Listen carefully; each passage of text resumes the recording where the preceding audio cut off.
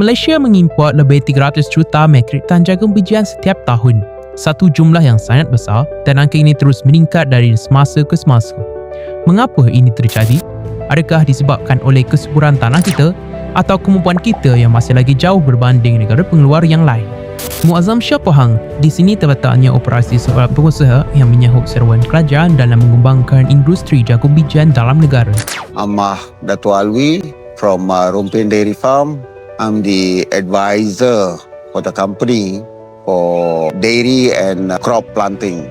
Rompin Dairy's major business is producing fresh milk and producing a new breed. We are creating new breed for the country for milk and meat purpose, dual purpose. Rompin Dairy Farm mempunyai keluasan 2,000 ekar, satu skala yang sangat besar dengan pelbagai fasiliti ternakan lembu tenusu.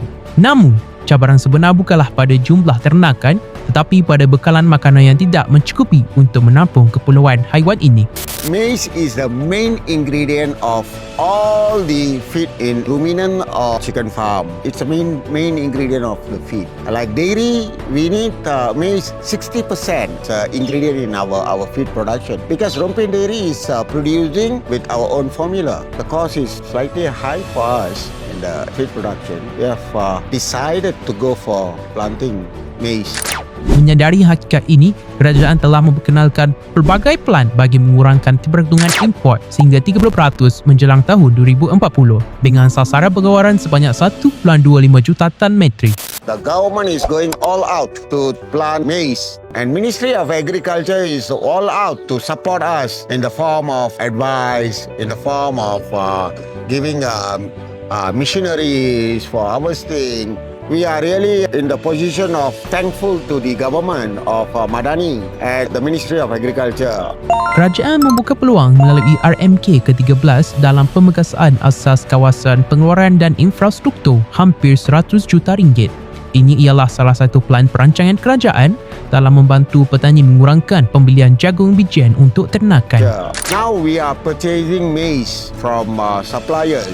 About 20 to 40 ton a month, about 500 heads of cattle. And we are targeting about 5,000 cattle by next year, which is we need almost 1,000 to 1,500 tons a month for the production purpose, milk production, fresh milk production. The energy is very important source to get high yield. In the terms of dairy farming, energy convert to production, which is energy in our feed is from the maize, by hook or by crook.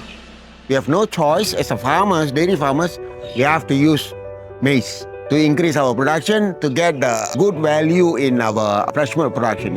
Dengan penggunaan variety Amazing MZ5845, ia membuktikan bahawa pengeluaran hasil yang tinggi mampu dicapai berbanding variety lain. Pengeluaran sekitar 8 hingga 10 metrik tan per hektar menjadikan bukti bahawa para petani tidak perlu ragu untuk memulakan langkah dalam menyokong usaha kerajaan. So far what we know that MZ5885, which is we are using, it's a hybrid, and we are tested in the first plot. We can see the result, and the crop is growing quite good. That's the reason we are going all out on MZ5885. Menariknya, Amazing MZ5885 merupakan gabungan kedua jenis Freelin dan Dencon. Dengan kandungan tarotin yang lebih tinggi, ia menghasilkan warna oranye yang lebih pekat serta memberi manfaat ke kesihatan haiwan ternakan. Selain itu, variety ini juga mempunyai kelebihan dari segi penggunaan keseluruhan tanaman. Batangnya boleh dijadikan silage kerana mempunyai ciri stay green yang membantu dalam proses pencernaan melalui kehadiran bakteria baik. We are very happy not only with the seed, but we are very happy with the team. I think one of the best company in this country. They are real professionals.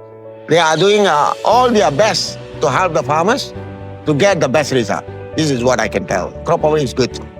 Crop Power komited dalam membantu usahawan tempatan memperkukuhkan rantaian bekalan makanan negara. Bermula daripada benih yang berkualiti, ia dapat meningkatkan kualiti makanan ternakan, seterusnya meningkatkan pengeluaran daging lembu dan susu, yang akhirnya memperkukuhkan sekuriti makanan negara. Syabas dan tahniah kepada Rompin Dairy Farm dalam usaha menyahut seruan kerajaan untuk mengembangkan industri jagung bijian dalam negara.